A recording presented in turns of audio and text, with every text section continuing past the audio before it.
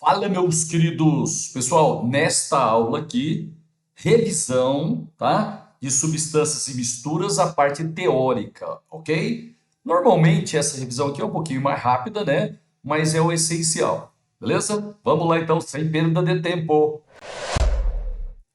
Galera, substâncias e misturas, teoria, revisão. Vamos lá então. Bom, ó, primeira coisa que a gente vai lembrar aqui com você é como é que a gente faz a representação de átomo e elemento. Queridos, é o seguinte: você vai usar uma letra sozinha, maiúscula, ok? Ou duas letras, uma maiúscula, outra minúscula. Quando você coloca uma letra sozinha, maiúscula, ou duas, uma maiúscula, outra minúscula, você está representando um átomo ou elemento, tá? Então, por exemplo, ó, se eu colocar um F maiúsculo, eu estou representando o átomo de flúor, tá? Ou o elemento químico flúor. Se eu colocar Cl, estou representando o átomo de cloro ou o elemento químico cloro. Sossegado, né? Agora, galera, vamos supor que eu tenha assim, ó, H2. Aqui eu não tenho uma letra sozinha. Então isso daqui, ó, não é átomo nem elemento. Isso daqui, no caso do hidrogênio ser uma metal, a gente vai chamar isso aqui de molécula. Tá bom? De boa? O que é uma substância pura? Substância pura é quando a gente tem apenas um tipo de fórmula reunida. Dá um exemplo aqui, ó. Dá uma olhada nesse exemplo aqui. Se eu colocar num recipiente, ó, apenas moléculas de bromo, tá vendo aqui, ó? Todas as moléculas são iguais, Br2. Se eu juntar moléculas iguais, eu vou ter uma substância pura. Se eu pegar um recipiente e colocar só moléculas de água dentro dele, eu vou ter a substância pura água. Aqui, ó, peguei um recipiente, vou colocar uma molécula de água, mais uma molécula de água, mais uma molécula de água. Pessoal, aqui, ó, eu reuni moléculas iguais, H2O. Quando eu tenho reunião de moléculas iguais, né, ou fórmulas iônicas iguais, eu vou ter uma substância pura. Então, aqui é a representação da substância pura água. Agora, um detalhezinho, ó. A substância pura, ela tem apenas um tipo de fórmula, tá? Então, eu não preciso dizer essa palavra pura. Não tem problema se você quiser falar substância pura, mas não é necessário. Você pode falar apenas substância, porque toda substância é pura. Deixa eu dar mais um exemplo aqui, ó. Vou pegar um recipiente e vou colocar N2, mais um N2, mais um N2. Pessoal, eu reuni aqui nesse sistema, né, nesse recipiente, eu reuni partículas iguais. Ó, todas as partículas são iguais entre si. Então, isso aqui seria uma substância, ou substância pura. Certinho? Agora um detalhe, ó. No N2, na substância pura N2, eu tenho só um elemento, que é o nitrogênio. Então, eu vou chamar o N2 de substância pura, né, simples, ou simplesmente substância simples. Já na água, eu tenho mais de um elemento, eu tenho hidrogênio e oxigênio. Então, a água é uma substância pura composta. Tá? Ó, não vamos confundir, viu? O N2 é uma substância pura simples, a água é uma substância pura composta. Tá? Toda substância é pura. Agora eu vou fazer o seguinte: eu vou pegar um recipiente e vou colocar partículas diferentes. Legal? Se eu fizer isso, eu não tenho mais uma substância pura. Na substância pura, todas as partículas são iguais entre si. Se eu tiver partículas diferentes, aí a gente vai ter uma mistura. Tá legal? Por exemplo, ó, eu vou pegar a substância pura água. Eu vou pegar a substância pura óleo e vou juntar os dois no mesmo recipiente. Se eu fizer isso daí, eu vou ter uma mistura. Legal? Mais um exemplo, ó. Pega a água, que é uma substância pura. Pega o sal de cozinha, né, NaCl, que é uma substância pura. Se eu juntar os dois no mesmo recipiente, no mesmo sistema, aí eu passo a ter uma mistura. Então, rapidinho, ó, na substância pura, todas as partículas são iguais entre si. Na mistura, a gente tem partículas diferentes entre si. Legal? Agora que eu falei o que é mistura, eu vou fazer um resuminho rápido aqui para a gente seguir. Portanto, na natureza, a matéria ela pode se encontrar ou como uma substância pura, né, ou como misturas. Lembrando que uma substância pura, ela é dividida, ela é classificada em substância pura simples ou substância pura composta.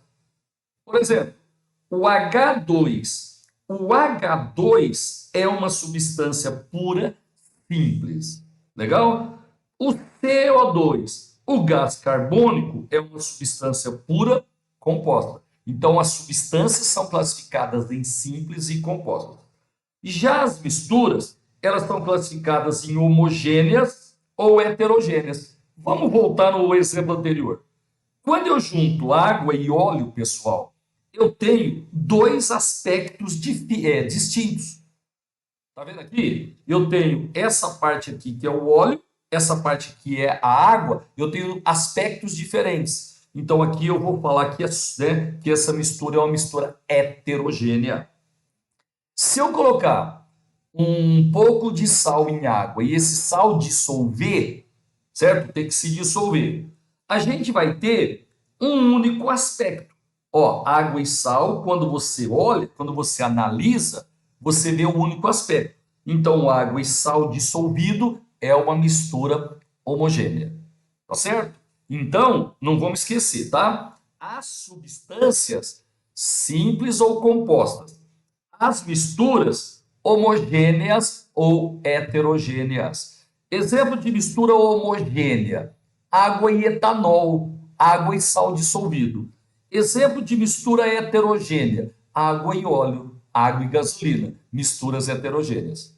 Entendeu, né? Beleza. Pessoal, já que eu acabei de falar sobre as misturas, deixa eu lembrar umas misturas importantes e eu peço para você memorizar essas misturas, porque elas são realmente muito importantes, tá? Precisa memorizar.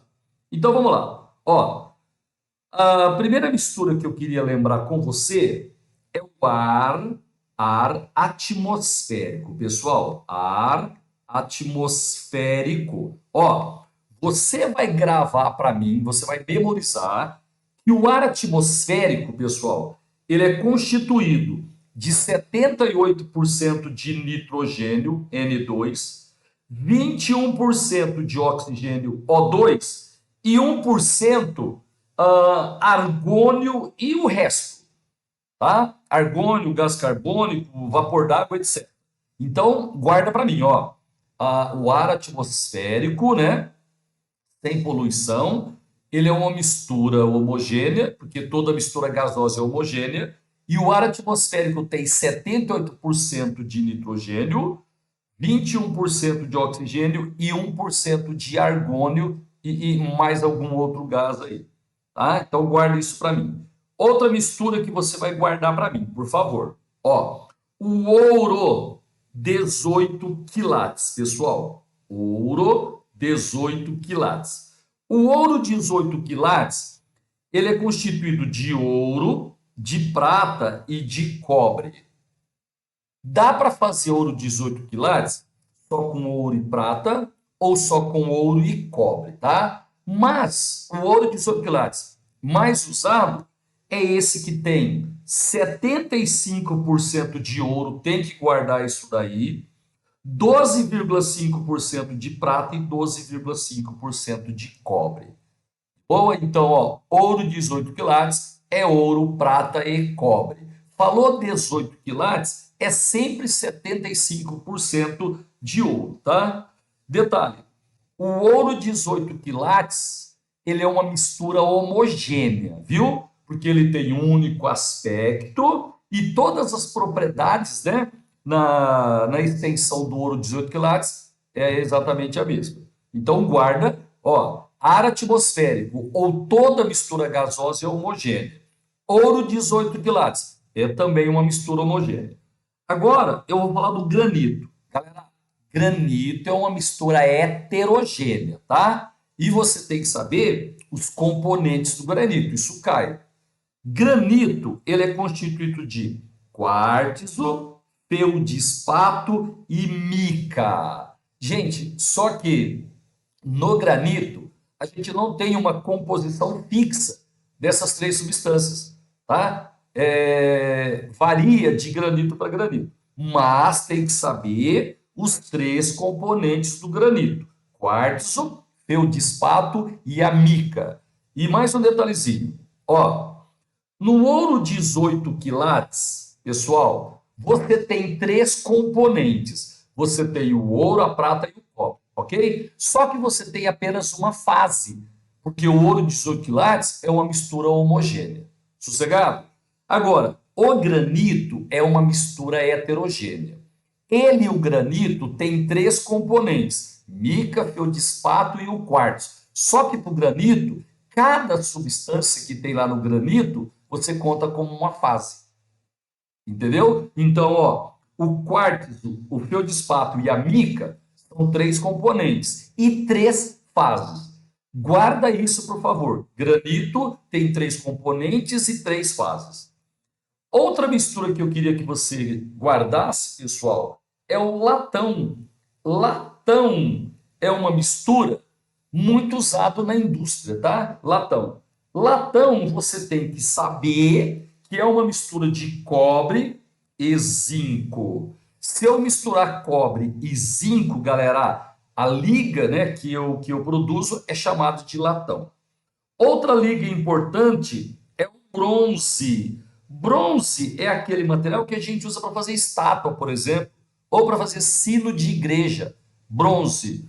O bronze é uma mistura de cobre e estanho. Ó, o latão é cobre e zinco. O bronze, que é outra mistura importante, né? Outra liga metálica, é uma mistura de cobre SN, cobre e estanho. E uma mistura extremamente importante, usado tanto na construção civil quanto na indústria, é o aço, pessoal. O aço. Ó, precisa saber que o aço é uma liga ferro-carbono. Tem outros componentes, mas esses aqui são os principais. A liga ferro-carbono a gente chama de aço. O ferro, ele prepondera, viu? É a substância que no aço está em maior quantidade, ok? Então, por favor, guarde essas misturas importantes para mim. Queridos, vamos aproveitar, dar uma descansadinha e fazer esse exercício aqui. Eu sugiro, inclusive, que você pause o vídeo e tenta resolver. Depois você estuda, né? Você analisa, você assiste a minha resolução. Ó, ele colocou três sistemas: sistema 1, sistema 2, sistema 3. Ele quer que a gente coloque o número de fases em cada um dos sistemas. Pessoal, fase é cada aspecto diferente que eu tenho no sistema, numa mistura. Por exemplo, ó, água e óleo. Eu tenho água e óleo, eu tenho dois aspectos, certo? Distintos. Então eu tenho duas fases. Se você dissolver sal em água, você só vai ter um aspecto. Então você vai ter uma fase. Então fase é cada porção, né, diferente que você tem numa mistura. Tá legal? Ele quer só o número de fases, mas eu quero que você diga quantas fases tem e quantos componentes, tá? Para treinar. Pausa o vídeo, resolva, depois você volta. Bom, seguinte, no primeiro sistema eu tenho óleo, água e gelo. Galerinha, a água é H2O líquido, né? Água líquida. O gelo é H2O no estado sólido. Então, água e gelo é um único componente, H2O, certo? Então, no sistema 1, a gente tem dois componentes, o óleo e a água. Agora, o óleo a gente conta como uma fase, porque é um aspecto diferente da mistura. O gelo é outra fase e a água líquida é outra fase. Então a gente tem aqui três fases. Apenas dois componentes, mais três fases. É um sistema heterogêneo trifásico. Sistema 2. Eu tenho água gaseificada e gelo. Queridos, a água, logicamente, é o H2O, no estado líquido. O gelo é o H2O no estado sólido. Gente, água gaseificada, ela tem gás carbônico como gás gaseificante, tá? É o CO2. Então, nesse caso aqui no sistema 2, eu tenho dois componentes. O CO2, certo? Que é o gás, né, que está dissolvido na água ou não, tá? E molécula de H2O, portanto, dois componentes. Agora vamos contar as fases. Ó, o gelo é uma fase. A água líquida é outra fase. Se você olhar um sistema, né, uma água gaseificada, pessoal, você vê as bolinhas, né, de gás. É um outro aspecto. Então, você tem três aspectos, você vai ter três fases. Dois componentes, água e CO2, mais três fases. O gelo é uma fase, a água líquida outra fase e o gás carbônico, né, o CO2 outra fase. Agora, cuidado com esse exemplo, viu? Ó, o próximo. Ele tem água salgada. Galera, vamos supor que o sal seja o sal de cozinha. Água salgada, o sal está dissolvido na água. Água salgada, o sal está dissolvido na água. A gente tem gelo, que é o H2O, no estado sólido. Tá? Nós temos o óleo, né? Aqui tem óleo, e nós temos o granito. Cuidado, galerinha. Granito tem três componentes: mica, quartzo e o feldspato. Certo? Granito tem três componentes. Então, nesse sistema, a gente tem três componentes do granito, três, mais o sal de cozinha, quatro, mais a água, são cinco componentes desse sistema. Espero que você tenha acertado. Agora a gente vai contar quantas fases tem, ok? Ó, só o granito eu conto três fases. Pela última vez, tá? Granito você conta três fases, três componentes. O granito tem três fases. A água dissolvida no sal aqui, ou sal dissolvido na água, né? Mais uma fase. O gelo, mais uma fase. E o óleo, outra fase. Então, são cinco componentes e seis fases nesse exercício. Tenho certeza que você acertou. Pessoal, agora vamos dar uma lembradinha no nome das mudanças de estados físicos. É básico, mas é muito importante. Vamos lá. Ó, quando eu saio do estado sólido e vou para o estado líquido, eu estou fazendo a fusão do material. Então, fusão é a passagem de sólido para líquido. Beleza? De líquido para gasoso ou para vapor, a gente vai chamar de vaporização. Tranquilo? Então, a passagem de líquido para vapor ou para gasoso, a gente chama de vaporização.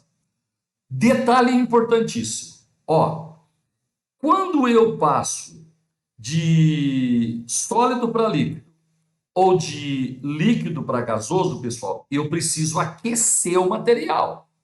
Tá? Eu aqueço o sólido absorve o calor e se transforma em líquido.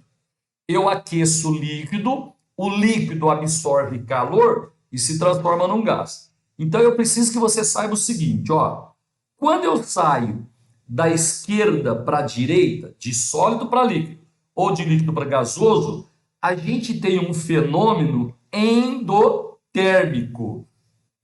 Tá certo? Essa transformação, ela absorve calor, absorve energia, absorve calor.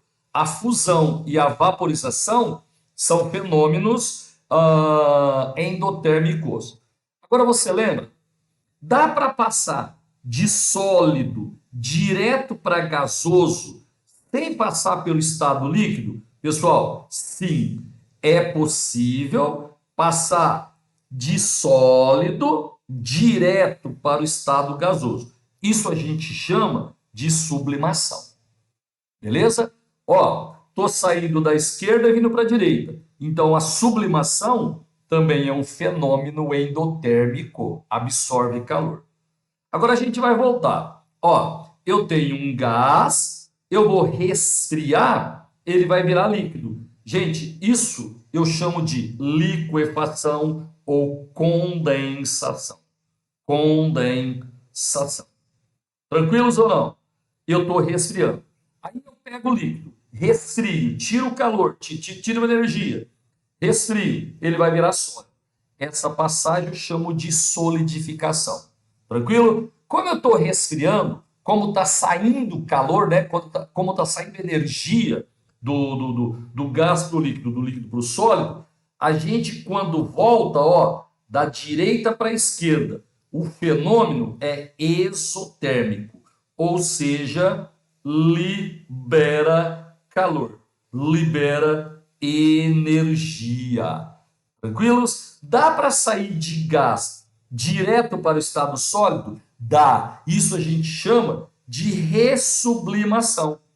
Tá? A sublimação, ó, sublimação é de sólido direto para gasoso.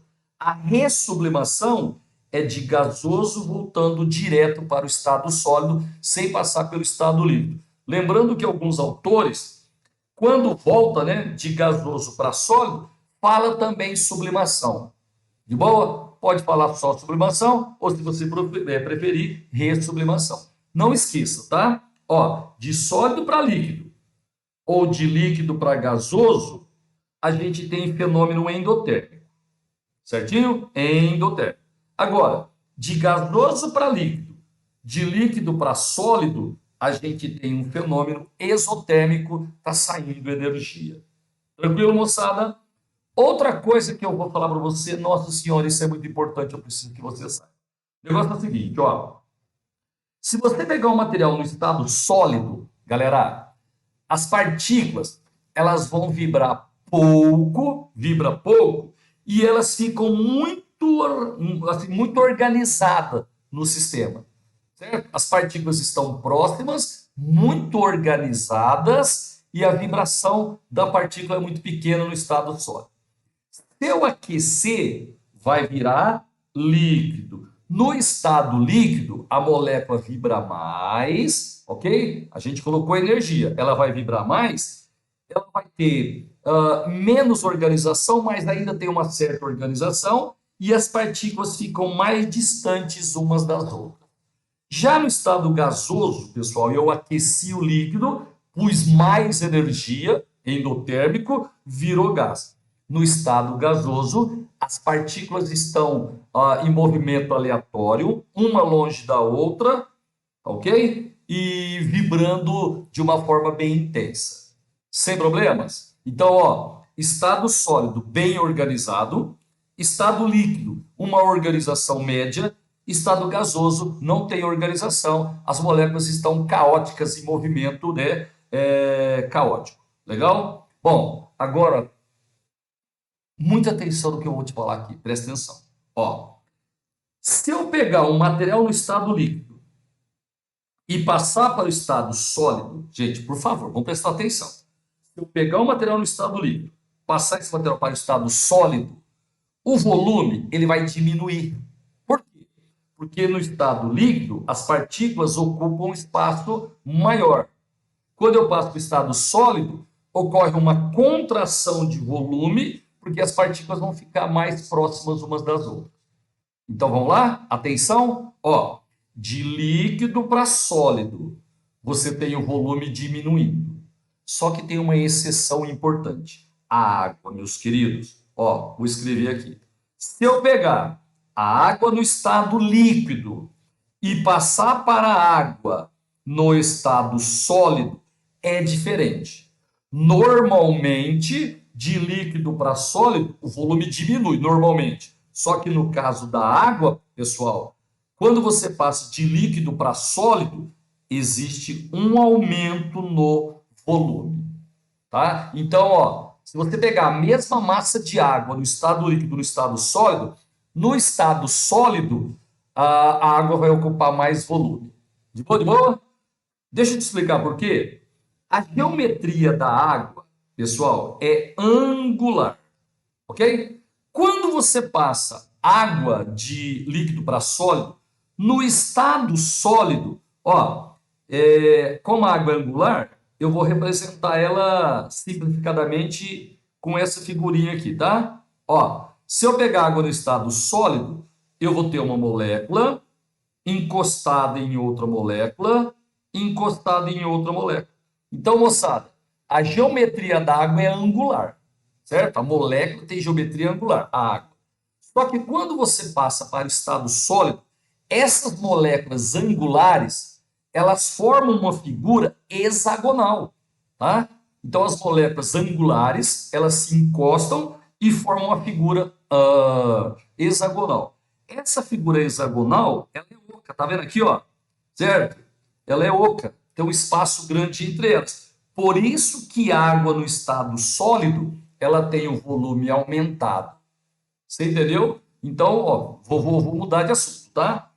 Se eu pegar um líquido e passar para sólido, o normal é o volume diminuir. Só que a água é diferente. Se você pegar água líquida e passar para sólido, o volume vai aumentar por causa das figuras hexagonais que as moléculas angulares da água formam. Tranquilo, pessoal? Ó, isso daqui o Enem ama, o vestibular ama, você tem que saber. Nós vamos fazer aquecimento de materiais. Pessoal, eu vou pegar um material no estado sólido, vou aquecer, ele vai virar líquido, vou aquecer, ele vai virar gás. E assim, eu vou marcar as temperaturas e o tempo de aquecimento, e vou fazer um gráfico, tá? Então eu vou passar de sólido para líquido, ou seja, eu vou fazer a fusão do material. Depois eu vou pegar o líquido, vou passar para gasoso, vou fazer a vaporização do material, certo? Como eu estou aquecendo, essa vaporização pode ser chamada de ebulição. Tranquilo? Aliás, deixa eu voltar rapidinho aqui e te mostrar uma coisinha. Ó, por favor. A sublimação é a passagem de sólido direto para o estado gasoso. Queridos, existem 4 materiais importantes que sofrem sublimação. Ó, o gelo seco, tá? Que é o CO2 sólido, beleza? A naftalina, o iodo, ok? O I2, né? O iodo e a cânfora. Então, guarda para mim os 4 materiais que sofrem sublimação natural. Gelo seco, que é o CO2 sólido, naftalina, que é um hidrocarboneto, né? Iodo e a cânfora. Os 4 materiais que sofrem sublimação natural. Agora, outra coisinha. A vaporização, ela é quando você passa de líquido para gasoso, tá? Vaporização. Só que é o seguinte, pessoal, essa vaporização, ela pode acontecer em velocidades diferentes. Então, a vaporização, a passagem de líquido para gasoso, dependendo da velocidade, vai levar a outro nome. Se a vaporização for lenta, você pode chamar de evaporação. Roupa secando no varal. O líquido está virando gasoso, vapor, tá? É uma vaporização. Só que é lento. Então você pode chamar essa vaporização de evaporação. Se você pegar um líquido e aquecer, a vaporização vai ser rápida. Aí é uma ebulição. Se eu pegar uma gota de água ou uma gota de óleo líquido, jogar numa chapa quente de fazer lanche, sabe aquela chapa quente? O líquido instantaneamente vira gás. Isso daí a gente chama de calefação. Tá? Então, a vaporização pode ser evaporação, ebulição ou calefação, dependendo da velocidade. Pessoal, eu vou pegar uma substância pura, uma mistura e vou fazer o aquecimento. Então, por favor, aprenda isso daí. Eu vou começar do gráfico 2 aqui, ó, gráfico 2. Se você observar, a passagem de sólido para líquido, pessoal, olha aqui, ó, está acontecendo com temperatura constante. E a passagem de líquido para gasoso também está acontecendo com temperatura constante.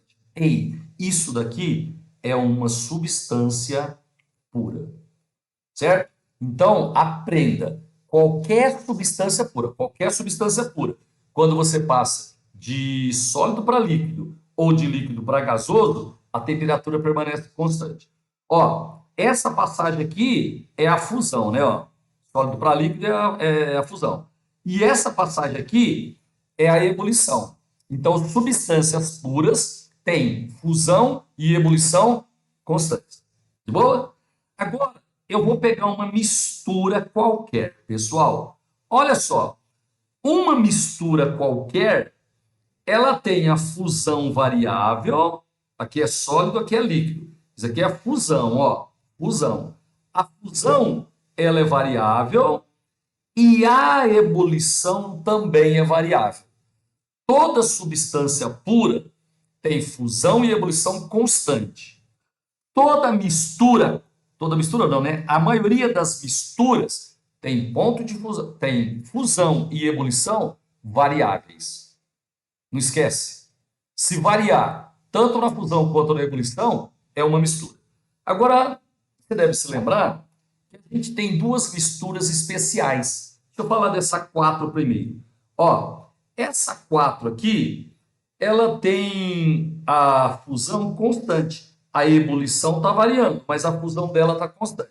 Gente, eu chamo isso daqui de mistura eutética. Ela é especial porque, mesmo sendo uma mistura, ela tem o ponto de fusão constante. Então, mistura eutética é aquela que, apesar de ser mistura, tem o ponto de fusão constante. A ebulição varia, mas a fusão dela é constante. E a outra mistura especial é a mistura azeotrópica, pessoal. Mistura azeotrópica. O que é uma mistura azeotrópica? É a mistura que, apesar de ser mistura, tem ebulição constante, tá? A fusão dela varia, mas a ebulição da mistura azeotrópica é constante. Não vai confundir, viu? A eutética tem a fusão constante. A azeotrópica tem a ebulição constante. Sossegado? Isso daí é uma coisa muito importante. Galera, agora eu vou falar para você o que é um sistema na química. O negócio é o seguinte, ó. Eu quero fazer um estudo de alguma coisa. Eu vou separar uma região do espaço para fazer um estudo, certo? Essa região que eu separei, eu chamo de sistema. Então, ó, sistema é uma região do espaço que eu uso para fazer o estudo de alguma coisa. Vou te dar um exemplo, ó. Eu vou pegar um recipiente, um becker, e vou estudar a mistura sal de cozinha, né, NaCl, com água. Galera, como eu estou usando, né, o becker para fazer o estudo, o becker vai ser o meu sistema. De boa? Então, ó, sistema é uma região do espaço que eu uso para estudar alguma coisa. Só para dar uma lembradinha, fora do sistema, na química, a gente chama de meio ambiente. Legal? Então, por exemplo, ó, se eu usei o becker para fazer o estudo, dentro do becker é o meu sistema. Agora, fora do becker, eu vou ter o meio ambiente. Aqui dentro é o sistema, fora dele é o meio ambiente. Como é que a gente classifica um sistema? Galerinha, do jeitinho que você classificou as misturas. Mistura, você lembra? Pode ser homogêneo ou heterogêneo. Um sistema, mesma coisa. Pode ser homogêneo ou pode ser heterogêneo. Tá? Então, os sistemas são classificados em homogêneos ou heterogêneos, exatamente como eu classificava uma mistura. Agora, o que pode ser um sistema homogêneo? Pessoal, pode ser uma substância pura em um único estado físico. Por exemplo, eu vou pegar água líquida, só água líquida. Isso aí é uma substância pura que está no único estado físico. Então vai ser um sistema homogêneo. Tá? Agora, eu posso ter um sistema homogêneo sendo uma mistura com uma única fase. Se eu misturar água e etanol, eu vou ter só um aspecto, só uma fase. É uma mistura homogênea. Então eu posso dizer que é um sistema homogêneo. Certinho? Agora, um sistema heterogêneo é uma mistura com mais de uma fase. Se eu misturar água e óleo, é uma mistura heterogênea porque tem dois aspectos. Legal? Eu posso dizer que é uma mistura heterogênea ou que é um sistema heterogêneo. E um sistema heterogêneo pode ser uma substância pura em mudança de estado. Por exemplo, se eu tenho água líquida junto com água sólida, beleza? Isso daí vai ser um sistema heterogêneo. Por quê? Porque eu tenho uma fase líquida, um aspecto líquido e uma fase sólida. Se eu tenho mais de um aspecto, mais de uma fase. Mais de uma fase, sistema heterogêneo. Agora tem que tomar cuidado para um detalhezinho, viu, gente? Ó, por favor, atenção. Eu vou pegar um recipiente e vou colocar água, certo? Líquida. Então aqui eu tenho água no estado líquido. Só que eu vou colocar umas pedras de gelo. Eu vou colocar água no estado sólido. Gente, cuidado. Aqui nesse exemplo, eu tenho uma fase líquida e uma fase sólida. Eu tenho mais de um aspecto. Então, isso daqui é heterogêneo, tá? É heterogêneo. Tem mais de um aspecto. Só que eu não posso chamar isso de mistura heterogênea. Por quê? Porque só tem um componente. Ó, o único componente é a água, H2O. Beleza? Então, nesse caso aqui, eu não digo que é mistura heterogênea, porque não é mistura, só tem um componente. Então, aqui eu só posso dizer que é um sistema heterogêneo. Tá legal? Então, a água líquida e água no estado sólido, gelo, não pode dizer que é mistura. Nesse caso, você fala que é um sistema heterogêneo. Mistura heterogênea estaria errado. Beleza? Pessoal, agora a gente vai lembrar o que é um fenômeno. O negócio é o seguinte, ó. Sistema é uma região do espaço que eu separo para estudar alguma coisa, sistema. Agora, qualquer mudança que ocorrer num sistema, eu vou chamar de fenômeno. Fácil, né? Então, o fenômeno é qualquer mudança que a gente tem em um sistema. Por exemplo, ó, lembra daquele becker, pessoal, que eu usei para estudar sal de cozinha dissolvido em água? Lembra? Se eu chegar aqui, colocar, sei lá, eu tenho água e sal dissolvido, eu vou chegar aqui e vou colocar, sei lá, bromo. Bromo. Se eu colocar bromo, eu mudei o sistema original? Sim, era só água e sal, agora eu coloquei bromo, mudou o sistema. Isso daí para mim é fenômeno. Você entendeu? Tá? Então, fenômeno é qualquer alteração, qualquer mudança que a gente tem num sistema. Agora, um detalhezinho. Ó, vamos pegar uma folha de papel.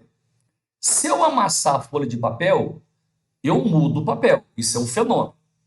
Beleza? Se eu colocar fogo no papel, vai mudar também. Isso é fenômeno.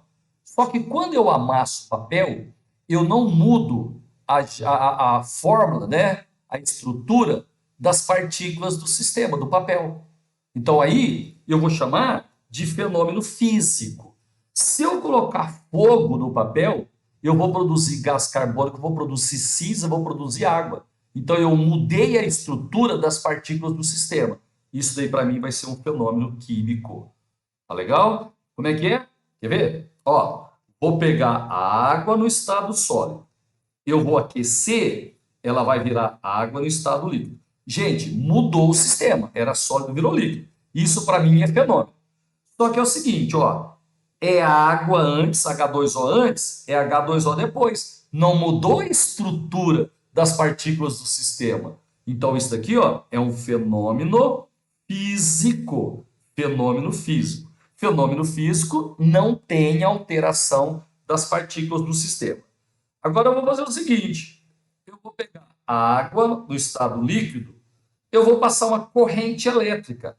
Se eu fizer isso daí, eu vou produzir gás hidrogênio e gás oxigênio. Pessoal, antes era molécula de H2O, agora eu tenho duas substâncias diferentes.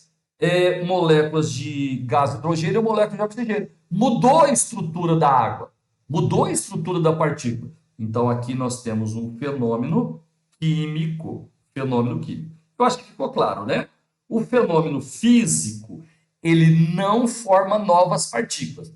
Ele não muda a estrutura das partículas do sistema. Já no fenômeno químico, a gente muda a estrutura do material, né, do sistema. A gente produz novas substâncias. Aqui, fenômenos físicos não alteram a natureza da matéria. A estrutura do material continua o mesmo. Houve mudança no sistema, isso é fenômeno, mas as partículas não foram modificadas. Fenômeno físico. Por exemplo, ó, água fervendo é água saindo de líquido para gasoso, mas continua moléculas H2O, tá? Fenômeno físico. Papel amassado. Mudou o sistema, é fenômeno. Só que você não mudou as partículas dos componentes do papel. Fenômeno físico. De boa? Objeto de vidro quebrado. Gente, se eu quebrar um objeto de vidro, continua sendo vidro em pedaços, tá? Não mudou a estrutura. Fenômeno físico. Cubo de gelo derretendo. Água sólida passando para água líquida. A molécula continua a mesma, H2O, tá? Isso é fenômeno físico. Agora, fenômeno químico. Fogos de artifício. Gente, tem reação química, né? E muda a partícula dos componentes do sistema. Então, fogos de artifício é um exemplo de fenômeno químico. Fruta amadurecendo ou ficando podre, né? Apodrecida. Novas substâncias são produzidas. Por isso que muda o sabor, por exemplo. Então, fruta apodrecida, né? Ou fruta amadurecendo, a gente tem um fenômeno químico. Madeira queimando. Gente, quando madeira queima, produz gás carbônico, produz vapor d'água, produz novas substâncias. Então, papel queimando ou madeira queimando é exemplo de fenômeno químico. Prego enferrujado. Deixa eu te mostrar aqui no cantinho. Ó, você tem ferro no estado sólido, beleza? Gente, se tiver presença de água e oxigênio na atmosfera, o ferro pode enferrujar. Entre outras coisas, a gente produz, por exemplo, hidróxido de ferro, tá? Veja que antes era ferro puro, agora a gente produziu uma nova substância. No fenômeno químico, sempre novas partículas são produzidas. Sossegado isso daí? Ficou claro a diferença entre fenômeno químico e fenômeno físico? Beleza. Bom, agora a gente vai falar um pouquinho das propriedades da matéria, pessoal. Nós temos duas propriedades importantes para a matéria. Isso aqui é legal, tem que saber. Ó, são as propriedades gerais e as propriedades específicas, pessoal. Beleza? Então, ó, existem duas grandes classificações para as propriedades da matéria. Você tem propriedades gerais e propriedades específicas. As propriedades gerais, elas são comuns a toda, né, a toda a matéria, beleza? E um detalhe, ó, vou colocar aqui, ela não permite distinguir uma substância da outra, tá? Então, propriedade geral, ela não distingue substância, ela não identifica substância, propriedade geral. Quais são as propriedades gerais mais importantes? Pessoal, massa, volume, que é a mesma coisa que extensão, e inércia. Se você lembrar, massa, extensão, né, volume e inércia, que são propriedades gerais, você está sabendo as três mais importantes. De boa? Só que tem também a impenetrabilidade. Lembra? Dois corpos não podem ocupar o mesmo espaço ao mesmo tempo. É o princípio da impenetrabilidade. Toda matéria goza desse princípio. Então, impenetrabilidade é uma propriedade geral da matéria, certo? Divisibilidade, compressibilidade. Gente, propriedades gerais, essas aqui são as principais, mas guarda para mim. Propriedade geral não serve para distinguir, certo? O material. Sossegado, tranquilo?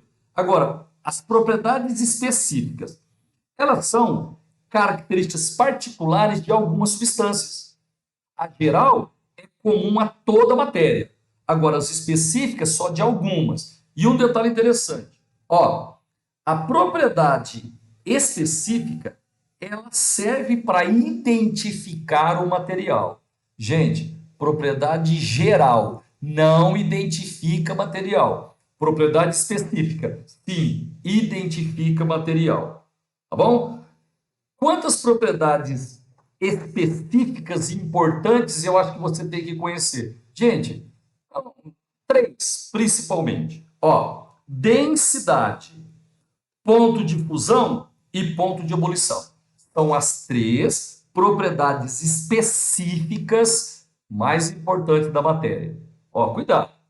Propriedades gerais que eu pedi para você guardar. Massa, volume e inércia. São as três propriedades gerais mais importantes. Três propriedades específicas mais importantes. Densidade, ponto de fusão e ponto de ebulição. Tem mais, tá? Solubilidade, condutividade elétrica e térmica, dureza, maleabilidade, mas só que se você guardar que densidade, ponto de fusão, ponto de ebulição são as três propriedades específicas da matéria, já está ótimo. E não pode esquecer, viu? A propriedade geral, ela não serve para identificar a matéria, ok? O material. Agora, propriedade específica serve para identificar o material. Por exemplo, ó, vamos supor que eu tenha um recipiente com líquido incolor, inodoro, certo? E eu estou desconfiado que seja água. Eu acho que é água pura. O que eu vou fazer? Eu vou usar as propriedades específicas da água, certo? Qual que é a densidade da água? 1 grama por centímetro cúbico. Qual que é o ponto de fusão da água sob 1 atm? 0 graus Celsius. Qual que é o ponto de ebulição da água sob a pressão de 1 atm? 100 graus Celsius. Então, se você pegar um líquido incolor, inodoro, pessoal, tiver densidade 1 grama por centímetro cúbico, ponto de fusão 0 graus Celsius, ponto de ebulição 100 graus Celsius, é água pura. Entendeu? Vamos supor que o cara fala assim para você, ó, tem uma água aqui, eu estou desconfiado que ela não é pura. Eu estou desconfiado que tem sal misturado com ela. Gente, usa as propriedades específicas. As propriedades específicas, elas servem para identificar o material. Você mede essa água que ele está achando que tem sal aí, você mede a densidade, o ponto de fusão e o ponto de ebulição. Ok? Se o ponto de fusão for 0 graus Celsius, ponto de ebulição 100 graus Celsius e a densidade for 1 grama por centímetro cúbico, é água pura, com certeza. Vamos falar um pouquinho mais agora das propriedades específicas da matéria. Gente, eu pedi para você guardar três propriedades específicas, tá? Densidade, ponto de fusão, ponto de ebulição. Só que se você quiser memorizar outras, tudo bem. Detalhe, as propriedades específicas, elas são divididas em propriedades físicas, ó, propriedades específicas físicas, propriedades específicas químicas, propriedades específicas organolépticas e propriedades específicas funcionais. Tudo bem? Então, propriedade específica, ela serve para identificar o material. E a propriedade específica é dividida em 4. Propriedade específica física, química, organoléptica e funcional. Gente, propriedade funcional é a propriedade que está relacionada a um grupo de substâncias. A gente vai estudar isso separadamente depois. Mas não dá para fazer muito exercício com propriedade funcional agora, tá? Lembra que a propriedade funcional é uma propriedade específica, isso está jóia. Propriedade química está relacionada ao tipo de reação química que uma substância sofre. Por exemplo, ó, os hidrocarbonetos, eles sofrem combustão. Então, combustão seria uma propriedade química específica, né, dos hidrocarbonetos. Tem duas propriedades aqui que eu queria que você ficasse bem atento, tá? Propriedades organolépticas e as propriedades físicas. Gente, as propriedades físicas, propriedades específicas físicas, eu falei que você, né, deve guardar três principalmente: ponto de fusão, ponto de ebulição e densidade. Tem mais. Solubilidade, condutividade elétrica, dureza, tudo bem? Mas essas três aqui são as principais. Então, ó, se eu te perguntar quais são as três propriedades específicas físicas que existem: densidade, ponto de fusão, ponto de ebulição. Tranquilo? Agora, o que é uma propriedade organoléptica? Gente, propriedade organoléptica é a propriedade que você usa um dos órgãos dos sentidos para definir quem é o material. Por exemplo, ó, vamos supor que você tenha num recipiente açúcar e sal refinado. Você já sabe que é açúcar, né, em um, sal no outro. Você pode ir lá e, pelo sabor, saber quem é quem. Como você usou um dos órgãos dos sentidos, você vai chamar essa propriedade de propriedade organoléptica. Por exemplo, ó, eu tenho um pincel vermelho e um pincel azul. Eu falo assim, vai lá na secretaria, por favor, pegar o pincel azul para mim. Gente, quando você chega lá, através da sua visão, você vai distinguir qual é o pincel que eu quero. Como você usou um dos órgãos dos sentidos, você vai chamar de propriedade organoléptica. Tranquilo? Então, propriedade organoléptica é aquela que você usa um dos órgãos dos sentidos para distinguir o material. Entendeu? Certinho? Beleza. Bom, vamos agora falar de uma propriedade específica física que o Enem ama, é a densidade. Lembrando que densidade tem um sinônimo. Você lembra? Gente, densidade é a mesma coisa que massa específica. Tá? Densidade é sinônimo de massa específica. Como é que você calcula a densidade de um material? Pessoal, você vai dividir a massa do material pelo volume do material. Então, a relação, a divisão de massa por volume é a densidade do material, é a massa específica do material. Sossegado? Beleza? Agora, um trem importante aqui para o Enem. Ó, a água, pessoal, tem que saber, tá? A água tem densidade 1 grama por centímetro cúbico. 1 grama por ml, viu? A água. Agora é o seguinte, ó. Se eu colocar um material na água que é mais denso, que tem densidade maior que a água, ele vai afundar. Tá? O concreto, ele vai lá ao fundo, né, do recipiente que tem água, porque ele tem densidade maior que a água. Agora, se você colocar um material, um objeto, na água e ele flutuar, ele sobrenadar, é porque esse material tem uma densidade menor que 1. Tá? Então, a água tem densidade de 1 grama por ml. Se o material afundar na água, é porque ele é mais denso que a água. Se o material flutuar, é porque ele é menos denso, né, que a água. Gente, um exercício que o Enem ama. Ó, ele fala assim, a densidade é uma propriedade que relaciona massa e volume. Densidade é a divisão, né, a relação entre a massa e o volume. Um estudante iniciou um procedimento de determinação da densidade de uma amostra sólida desconhecida.